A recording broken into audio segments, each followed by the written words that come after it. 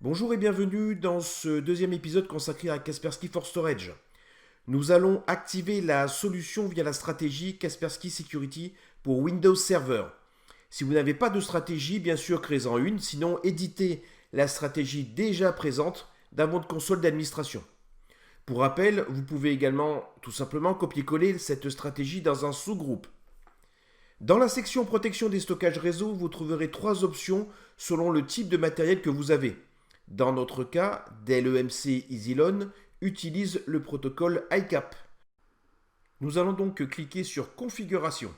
Les réglages sont très simples puisqu'ils peuvent être conservés en l'état. Nous trouvons ainsi le port utilisé, les options concernant l'analyse heuristique, l'utilisation du Kaspersky Security Network et le niveau de sécurité que vous pouvez, si besoin, affiner au niveau des exclusions par exemple. De notre côté, on laissera tout par défaut. Bien sûr, n'oubliez pas de démarrer le module via cet onglet et la case Exécuter sur la programmation au lancement de l'application. Sinon, comme pour les autres modules, il ne fonctionnera pas. Enfin, on n'oublie surtout pas pour valider de fermer les cadenas, ce qui permettra d'appliquer et de verrouiller les options que nous avons sélectionnées. Une fois que tout cela est fait, on clique sur OK et on attend que la stratégie se propage sur le ou les serveurs.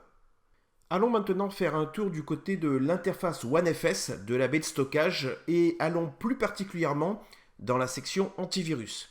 Il va être important ici de déclarer le serveur Kaspersky qui recevra les requêtes d'analyse.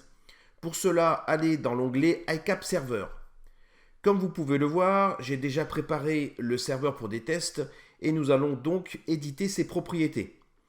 J'ai uniquement ici déclaré l'adresse IP et le port de communication pour que la baie de stockage et Kaspersky Security pour Windows Server discutent entre eux.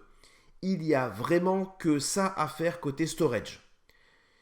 Pour les tests, j'ai déposé précédemment dans le répertoire de partage de l'EMC le fameux fichier écart de test de virus pour voir si cela réagissait bien et pour valider le bon fonctionnement de la configuration.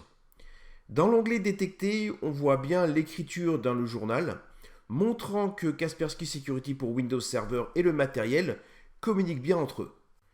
Enfin, pour terminer, on pourra aller faire un tour dans le Security Center ou pour changer dans la console locale de Security pour Windows Server pour constater que la remontée d'informations s'est faite également du côté des logiciels Kaspersky.